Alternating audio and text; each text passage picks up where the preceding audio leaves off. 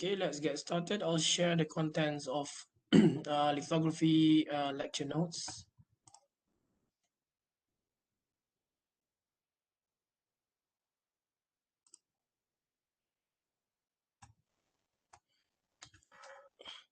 All right, can you see the slides now?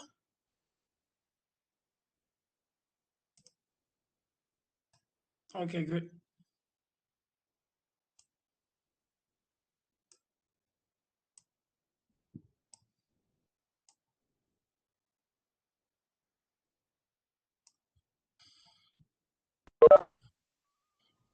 Okay, for yesterday's class, I've recorded a 30-minute video on the introduction to lithography.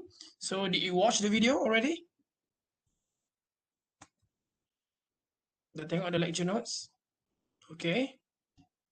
Did you also watch the YouTube videos on eLearn? All right, that's good.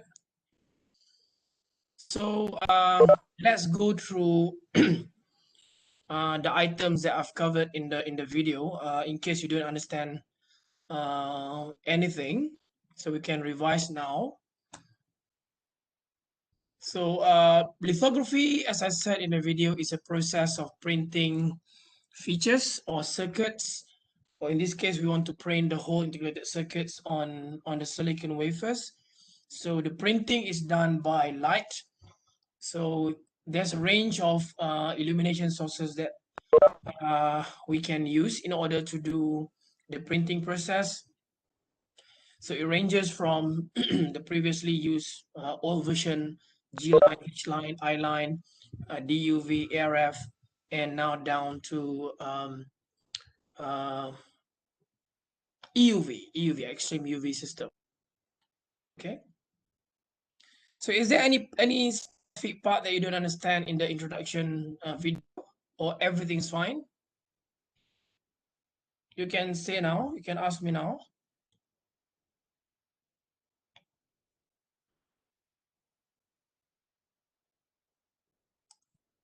Everyone understood? Okay, let me ask you then. If you don't have any question, let me ask you. So what is the difference between positive resist and negative resist? Photoresist is a polymer compound, photosensitive or photoactive, you can say so as well, that will react to the incident light upon exposure during illumination process.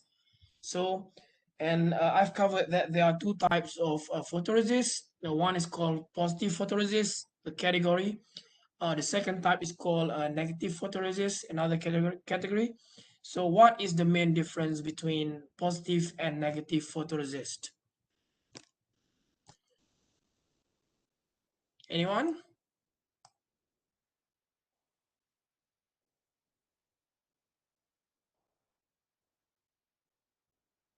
Hazika? Izian said the reticle, okay, the reticle. But before we go to the reticle, yes, you can also use different reticle in combination to different photoresist. But essentially, what is the difference between positive and negative photoresist? How do you define positive resist and negative resist in terms of their reaction during a litho process? Hazika? You can unmute yourself and explain.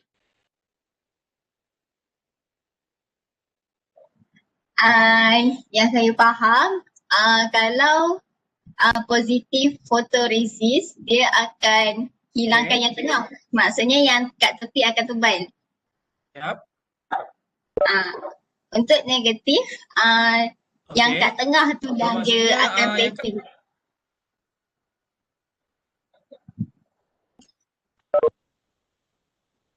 Akan remove ke dia akan maintain? Untuk positif, dia akan remove yang tengah. Dia akan maintain, Azhar? Dia alright, so you're talking about sekarang remove yang tengah means yang tengah kita illuminate dengan light kan? Yes. Yep, alright, okay, that's good.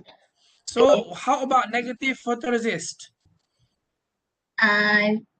Negatif dia Aniza, opposite. how about negative photoresist? Tak, Hazika, you just finish. So, dekat photoresist, yang tengah dia maintain, yang tepi kita remove. You know? Yep, okay. Aniza, Yeah. Yeah. Aniza, continue. Negative resist yang saya faham area yang exposed tu akan harden, akan Yep, very good. Yes. Photoresist, good one, Aniza. So positive photoresist, just like Hazika said, area yang kita expose dia akan soluble. So kita akan tengok kenapa dia soluble. So dia akan soluble. So in this case we're talking about exposing the central region. Kalau kita refer to the kat sini kan, slide ni. Okay, you tengok slide ni sekarang. Okay, slide ni lah positif. So sekarang ni kita cakap tentang exposing the center of the sample, for example. So you ada resist, you ada oxide, you ada silicon, or it can also be just resist on silicon.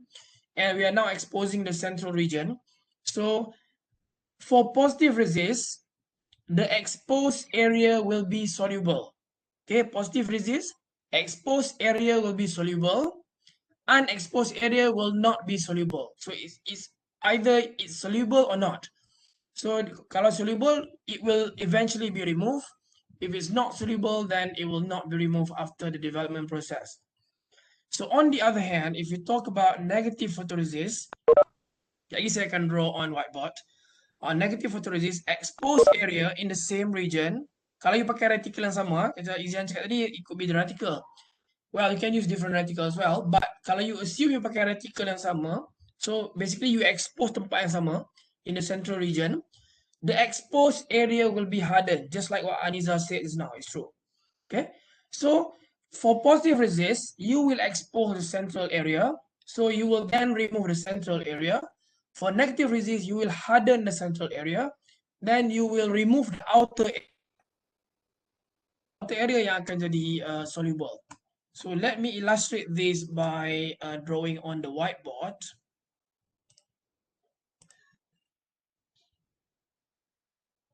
Hold on, let me open my whiteboard now. Okay, can you see my whiteboard now? Nampak tak?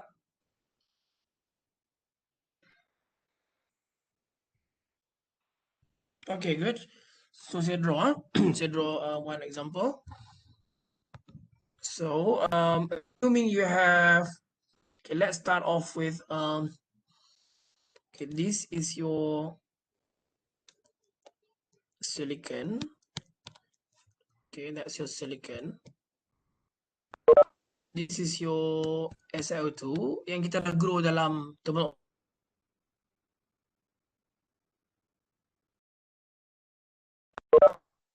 pin a layer of photoresist. I put it PR, photoresist, okay?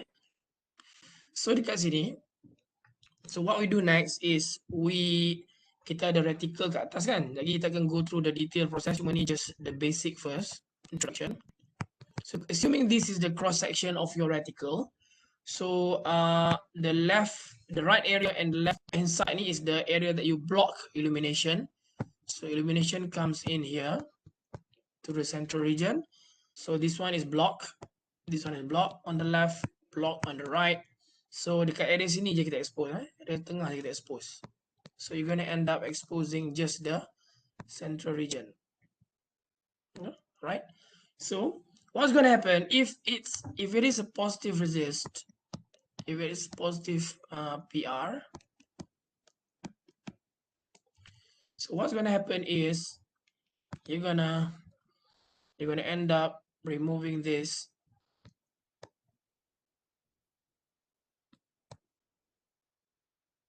after the development process. So at least I can go through step by step in detail. Okay, so if it's positive resist, then you're going to end up removing the central area from the structure. So you akan tinggal eventually after the process, you're going to be left with photoresist on the left and on the right. And below the photoresist is the exposed oxide. So now the oxide in the center region, oxide kat sini dah exposed. exposed to the ambient because there's no more photoresist. Okay. So is it clear for positive photoresist? Okay. All right, good. So now let's redraw for negative photoresist punya illustration. So let's just redraw. Alamak, tepat tersilap. You have this, and then okay. So you started off like that. You have a PR, a photoresist throughout blanket, and then you expose you use the same reticle. Okay, you use the same reticle in this case. That means you expose in the central region. You block on the left hand side, on the right hand side. But this one, this time, is a negative resist. So it's now a negative resist. Negative PR, negative photoresist. So what's going to happen is we're going to be left with, so we're going to, this central region, the exposed region will be hardened.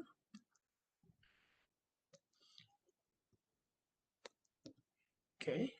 And the left and the right area will not be hardened. Left and right areas will be then removed during the development process.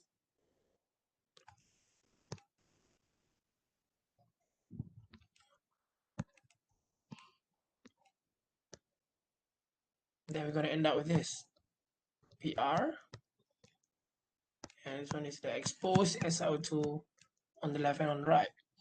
Okay. So again, clear? So just like what Hazika and Aniza told just now. So the key thing is soluble or not. So for positive photoresist, the exposed area will be soluble. Then for negative resist, the exposed area will not be soluble, or on the other hand, you can also say that the exposed area will be hardened, so the opposite one will be removed. Okay, so now let us go back to the notes. But before that, you can also use opposite reticle if you like, in order to do another process. You can also do a reverse process by using another reticle on the other hand. So you will have silicon here, your oxide here, then you can have your PR here, PR. Then on instead of having reticle the light on the left and on the right, you can instead have the light block in the center. So maksudnya illumination can be here as well. So this one depends on the process, right? So you can either have the first one just now, macam kat atas tu, or you can also have reticle like the below process. So it can be either way, right? So therefore you punya positive or negative resist pun can be either way as well. But for common use, when you talk about process macam typical CMOS process like 180 nano, 110, 140, 130, typically positive resist are used. Positive resist are used. Negative resist dia ada dia punya own behavior. So positive one dia ada dia punya own behavior. If you go to a smaller technology node, it can be negative resist as well. So it can be negative resist as well. Nanti try check for ada dalam soalan assignment kan?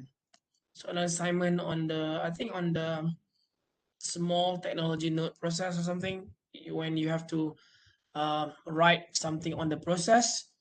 Nanti try check whether the process uses positive or negative photoresist for the fabrication. So let us now go back to the notes. So can you see the slides now?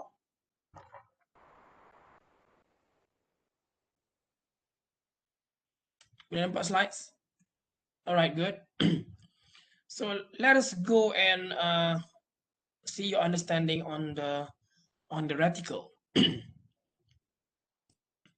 So page 9 dengan 10 ni sama, benda yang sama. So let's look at this item on page 10. So what is the difference between dark field and clear field mask?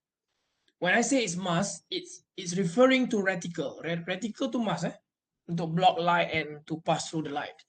So apa beza clear field mask and dark field mask? What do you understand by clear field and dark field?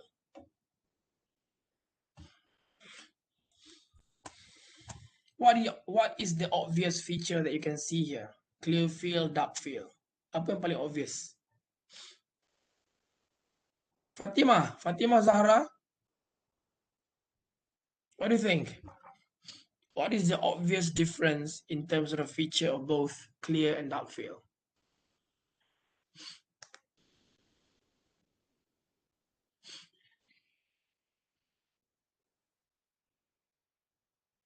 Okay, clear field, transparent. Okay. How about dark field?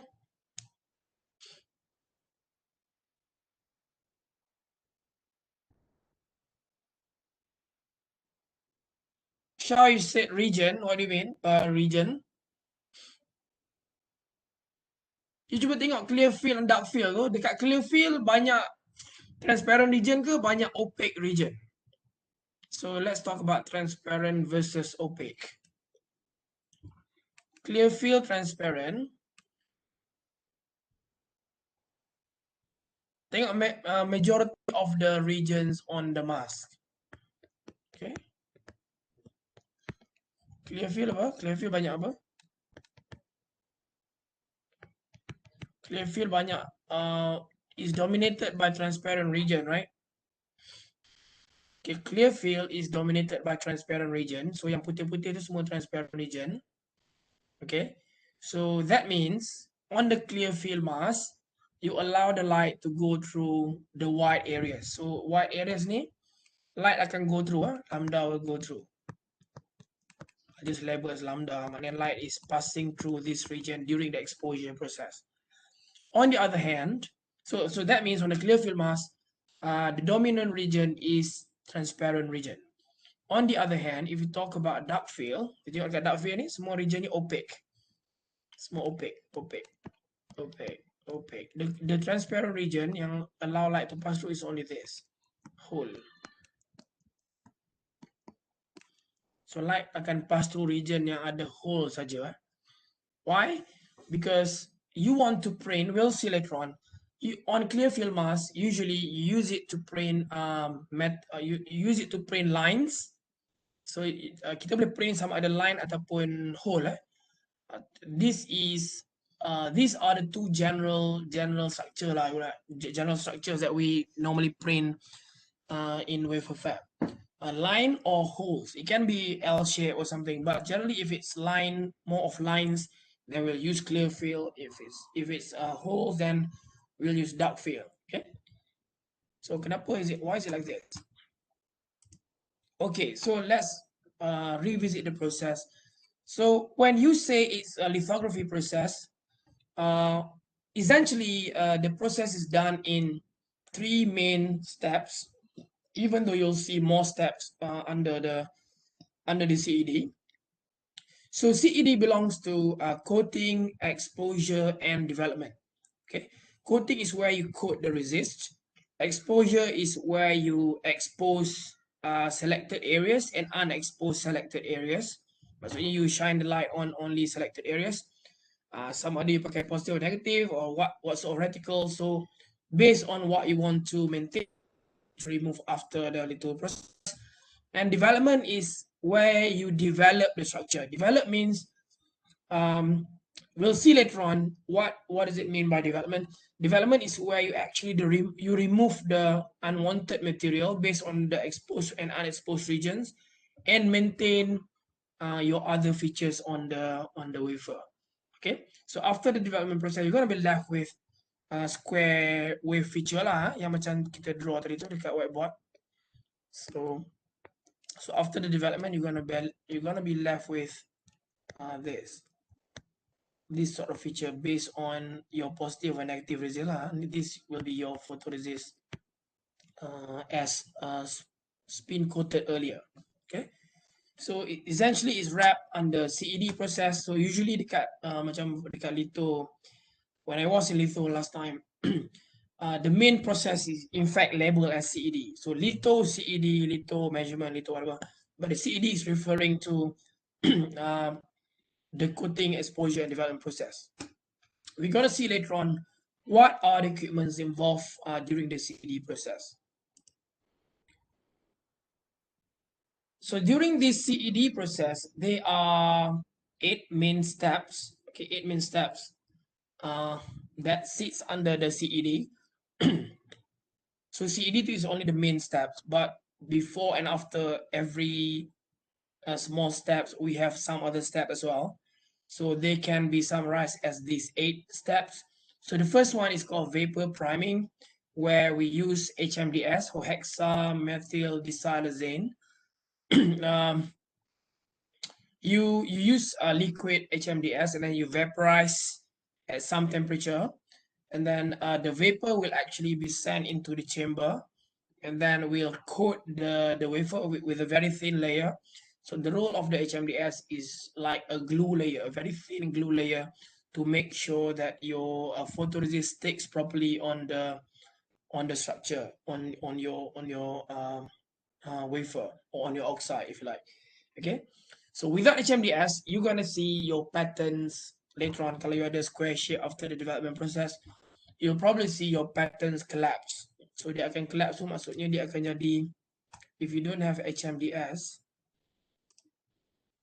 Sekarang you nampak tak saya punya whiteboard? Do you see my whiteboard now? Yep, alright. So katalah you ada silicon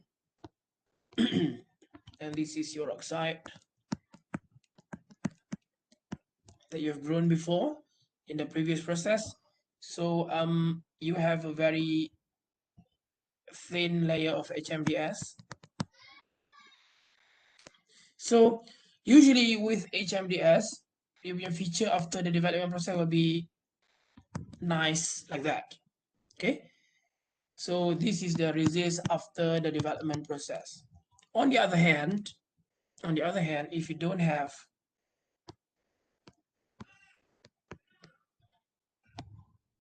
so this is oxide. So if you don't have HMDS, for example, if it's thin, if it's too thin, for example, ataupun proses ada problem, so you don't actually have HMDS before the resist coating, so you can still coat the resist. Dia akan still coat, but then the addition is not so good. So sebab dia punya gum dia tak cukup lah basically. So after the CED, what you're gonna have is something like this.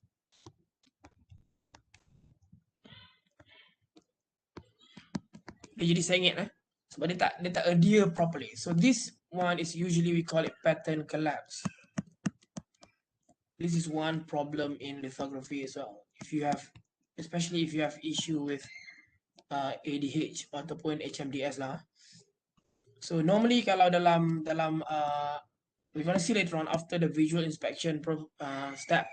Kalau you tengok ada feature, you ada bentuk plate sikit, then it's normally due to the pattern collapse. Then straight away you know that it could be due to your HMDS process. Okay, pattern collapse. You tak nampak dia properly fabricated. So we'll go back to the slides. So you can see the slides now. Just to verify. Okay, good. So so you have done now the glue layer, if you like, HMDS layer or priming layer. We then spin coat. Kita spin coat a very small amount of photoresist. Usually we use around 1 ml per dispense. Dia akan jadi dispense. Nanti saya akan share one video on YouTube on how the dispensing is done by the nozzle. Kita ada nozzle. So yang ke atas ni, this one is actually called nozzle. Nozzle macam ni lah kalau you pernah order coffee kan, coffee. Nampak kan coffee tu dia punya ada turun dia punya nozzle jugalah, nozzle then frother and everything. So dia turun macam tu. So per dispense, per spin, before you spin, last time when I was in Soltera, we use 1 ml per dispense. So kita dispense 1 ml and that's it, and they can start spinning at multiple steps. So this multiple steps processing is called coater recipe. Right, kita pakai recipe untuk spin dia. So it's not like a single spin and done. It's like 10 or 11 steps altogether for you to do the spinning. So every process that you do here requires a recipe. Macam resipi masak you So maksudnya HMDS ada dia punya recipe, spin coating ada recipe, soft baking ada recipe, alignment ada recipe, PEB, develop, hard bake. Semua proses yang you tengok ni, in fact, outside of litho process, thin film, implant, diffusion, everything requires a recipe.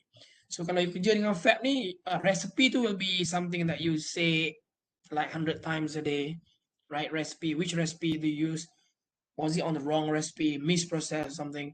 So so every single step requires a recipe, and a single recipe, for example, for spin coating may have around 10, 11 steps in order to complete the recipe and get your spin coated resist ready on your oxide.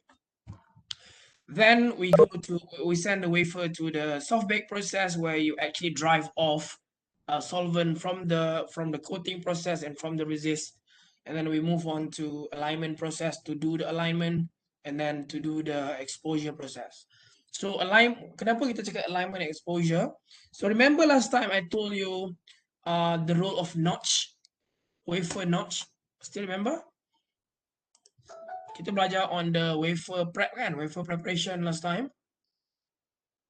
So this is the top view of your wafer. Alamak, tak bulat pula.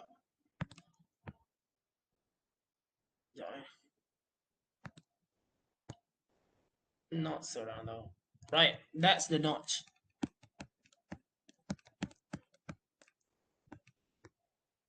Okay, what is the role of the notch? We learned last time.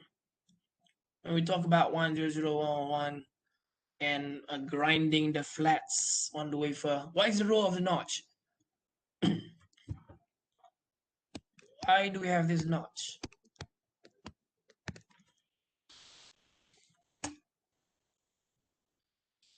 Anyone? Faika, what's the role of the notch?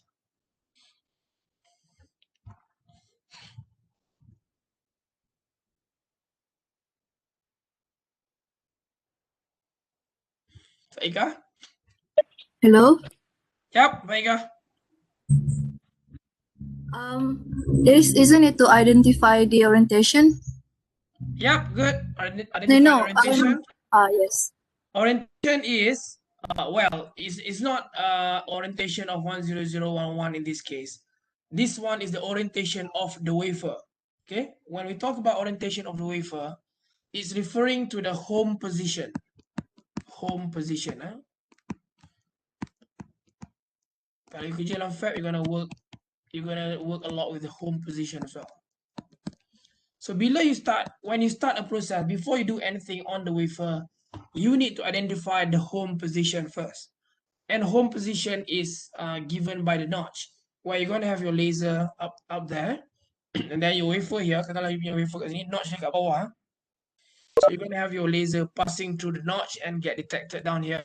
So that will be identified as your home position. Kalau wafer you pusing macam ni, then your laser here is going to block the detector from detecting the laser, right? So then that's not the home position. So you still have to realign in order to get to the home position before you start processing. So why is it crucial in this case? Because you nak print you punya chips in the right orientation. Maksudnya you tak nak print sengit lah. So you nak print you punya dies on the wafer tu, you tak nak print like that or like that. You want to print straight. Macam as shown in the figure in step number 4, right? So to be able to do that, you have to then do the pre-alignment first before the exposure, before you actually expose the light to the selected area and block to the some other areas in order to for you to get the pattern. So that's the role of alignment. Okay. Then we move to post-exposure bake, where you already have your bila you dah expose ni, you already have your image. It's called latent image. Okay, latent image. Nanti kita akan tengok dalam detail step. After you expose, you already have the image. It's called latent image. Image sudah ada embedded in the resist, but it's not yet developed. Dia tak remove lagi. So you tak nampak plus what we call square shape features lah yet. But it's already there due to the exposed areas and non-exposed areas. The energy and the reaction and everything is already happening inside, but you don't see the features yet. Okay, so that's what we call latent image. So then you do the PEB or post exposure bake to drive off the resist, drive off the solvent, and to harden the features after the exposure process. Then you go for the development process where you physically remove the unwanted area and maintain the desired areas. And then in this particular process, we use TMAH. It's an alkaline solution, tetramethyl ammonium hydroxide. Tetramethyl ammonium hydroxide, you can search for it later on. And then we do hard bake to further strengthen the features, drive off the solvent from the development process. Okay, for your information, usually in the fab, if you talk about development process, the TMAH used is 2.38% concentration. So the remaining percentage is referring to the DI water. So DI water mixed with TMAH. Okay, so that's why you still have to drive off the residue or the solvent component in the hard bake process. And then after the process, we do the develop inspect, or we also call it VI, visual inspection. Visual inspection yang pakai mikroskop tu, check punya feature okay ke tak, ada pattern collapse or not, ada defects ke tak, right? So yeah, so now let's see the equipment. How does it look like? Okay, to be able to the CED process, remember CED, code, exposure, and development. So we need a combination of two equipments. There are two equipment dalam lithography ni. Bukan dalam lithography lah, dalam CED process ni saja ada two equipments. So one is called track. The one on the left is called track. This is what I took care last time. So it's from Japan. Normally, well, dia ada banyak brand lah. Dia ada from TEL, DNS. The common ones are from TEL and DNS. Last time, when my etc. I used TEL. TEL stands for Tokyo Electron Limited. Tokyo Electron Limited. So what it does is it handles the C and D process. The coating and the development is done in the coating and development processes are done in track. Okay, mana nama track? The E process, CED, the E process exposure is done in the scanner. So this is the scanner, right inside is the scanner. So yang paling famous ialah ASML lah. ASML ni video yang saya share dekat you dalam on e-learn tu. So it's based in Eindhoven, Netherlands. So dia punya HQ is in Netherlands. So in Netherlands, Dutch made punya system. So it's called scanner. Previous system uses use stepper, tapi latest one all use scanner. Okay, dia akan scan all the illumination wavelength tu akan scan to the reticle, either use dark field or clear field, and then reacting with the positive and negative resist on your silicon oxide to produce the features. So how it works is that you start off with your wafers here. So load station is where you place your wafers.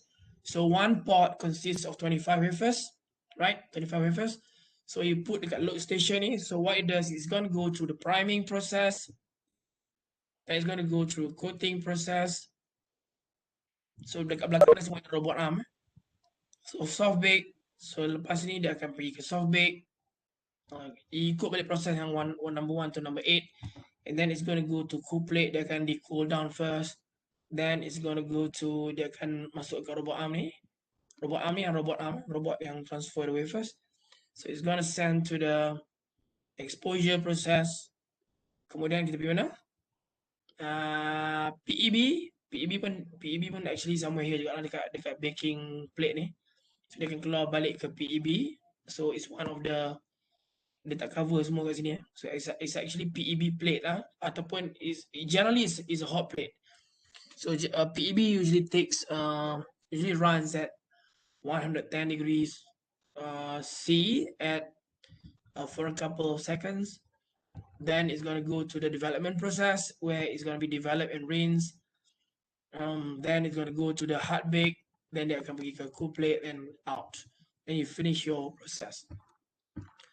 So, yep, this one is called scanner. So scanner ni macam you punya kita scan kertas lah. Scan kertas kat using scanner kertas tu. So you just scan, but instead of scanning the paper, you're scanning the reticle. Scanning through the reticle in order to produce the image on the within the resist. So system ni is a huge system. So these two systems have to come together as one piece to be able to do one litho process. So last time when I was in Sultanate, there were 18 of this, 18 18 system ni. 18 unit. So 18 pair of track and scanner.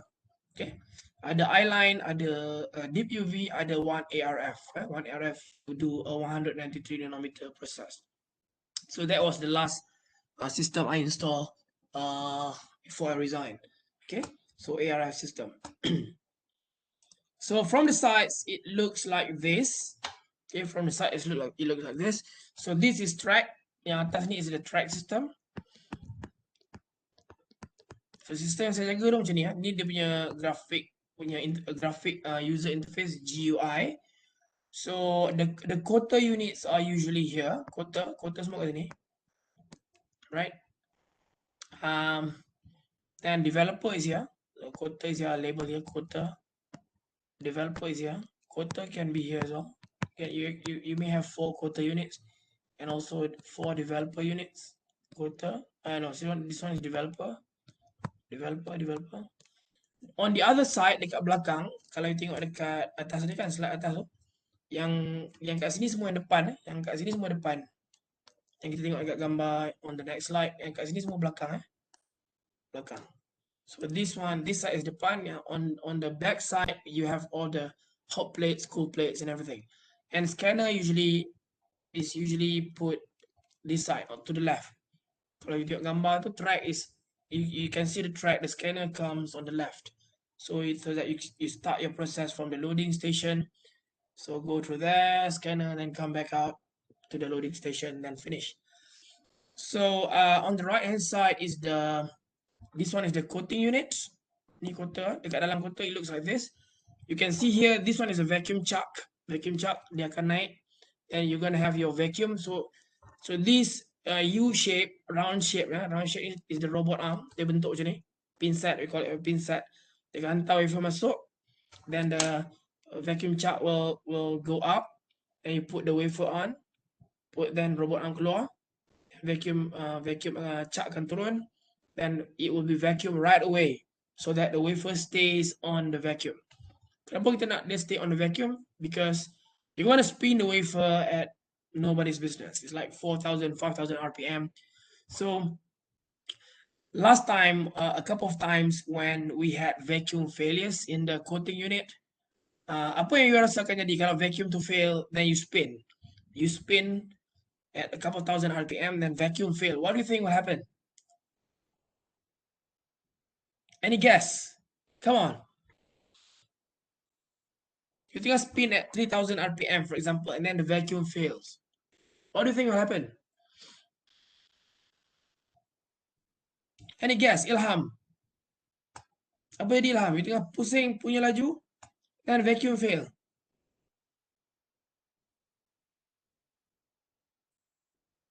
Wafer terbang, yes. Contaminants, yes, as a result of wafer terbang. So bila wafer terbang apa jadi?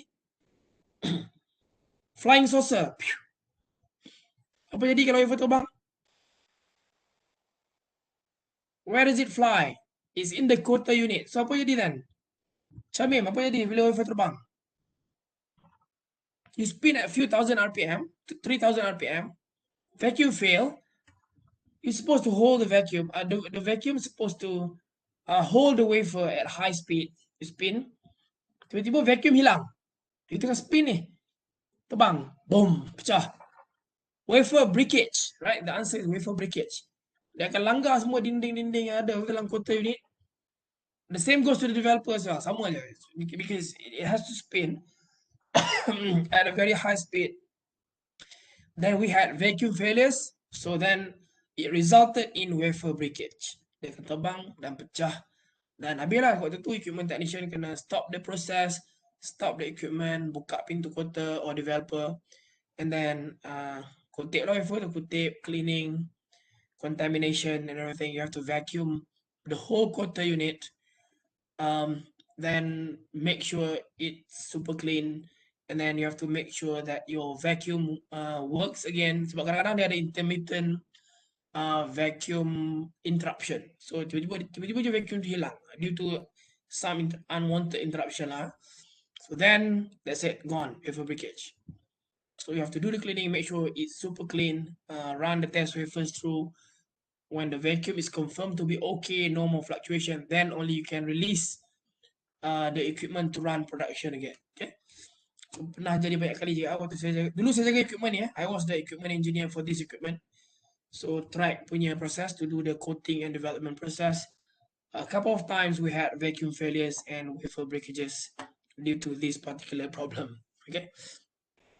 So the gambar kat bawah ni is a lab scale process. Dia coating juga, but then it's lab scale. That's why you pour yourself using your hands from the resist bottle. But that's how you pour more or less. Then you spin. This one is lab scale. Yang bawah ni. And dekat atas ni semua is done by the nozzle.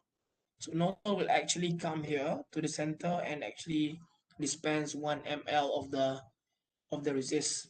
Okay. So on the other hand, this one, the bottom right, this one is a hot plate. Hot plate lah. Hot plate yang bawah ni. So dia ada 3 pin, you tak nampak ke situ kan? Dia is a big module like that. It's about 40 cm or so the width, and then the length is 80 or so, I think. 80 cm, agak besar lah. Pemari panjang besar sikit, 40 cm. Then we have 3 pins like that. So bila robot arm is coming in this form, pin set.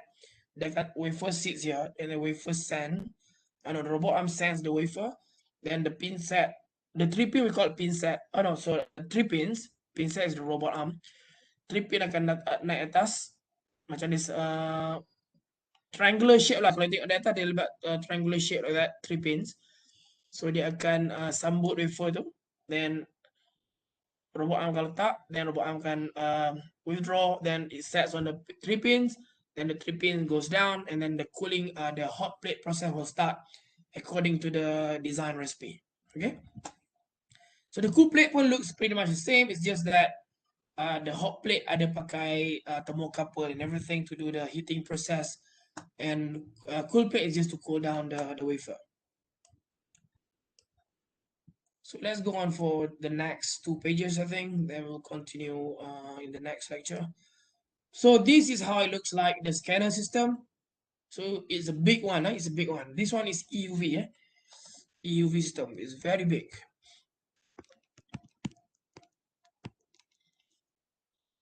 I think if you talk about our BT, let's say BT 146, I think it's about at least half or more than half of the size of the BT. So it's very big. So you can compare the height of this, assuming the Dutch guy, then maybe double of him, 1.8 times 2, 3.6, I think 4 meters. Then the length is I don't know, big. So the whole thing here is to do the exposure process. Okay, scanner for exposure process. So you nak tahu exposure tu macam ni,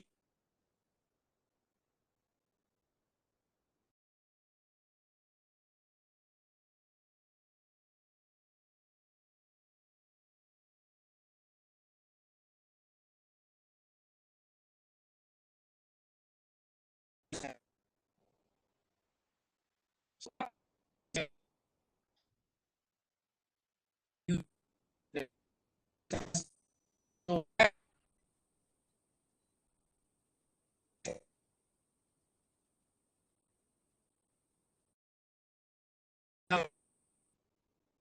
one micron, so less than 1 micron cannot be printed by past 2000 back in 1984.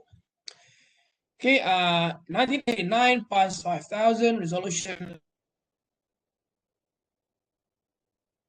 9.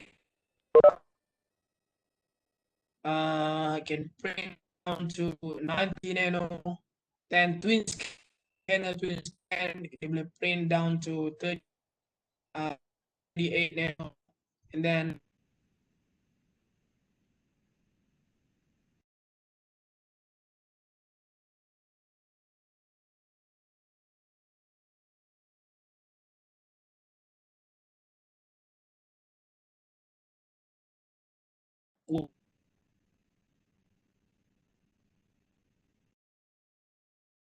if you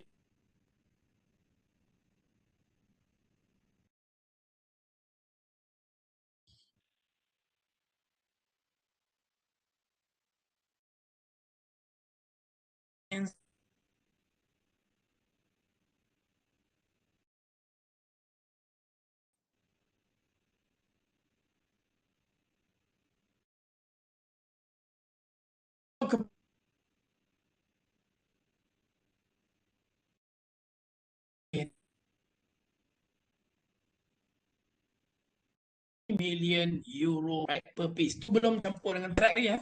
So baru sekali track combine lagi. So it's already more than 60 kg line with those in the lines. So it's gonna be like multi-million, or that's why the 5 billions to build. Okay. All right, I think that's all. Continue on Thursday. Inshallah, Thursday, Friday, we're gonna move on. Part 2 of the lithography. So we have 2 parts for lithography. So they're gonna be notes for lithography. Okay. So how are you going so far?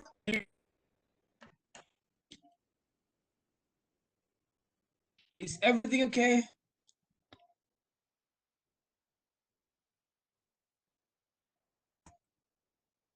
Okay, girl? Questions?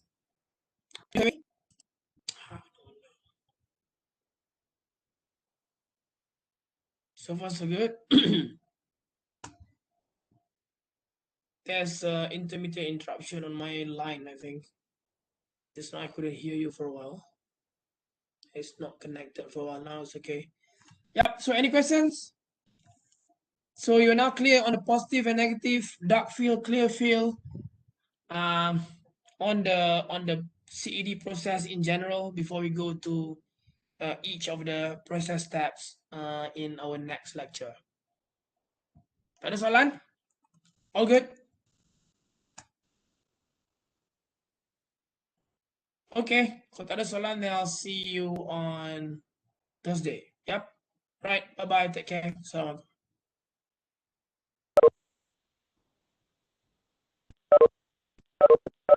Have a nice day too, Faika.